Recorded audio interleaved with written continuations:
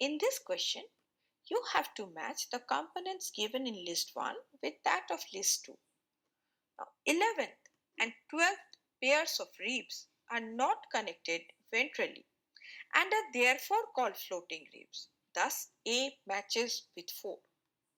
Now, acromion is a flat expanded process of spine or scapula, and the lateral end of the clavicle articulates with the acromion process. Thus, B matches with 3.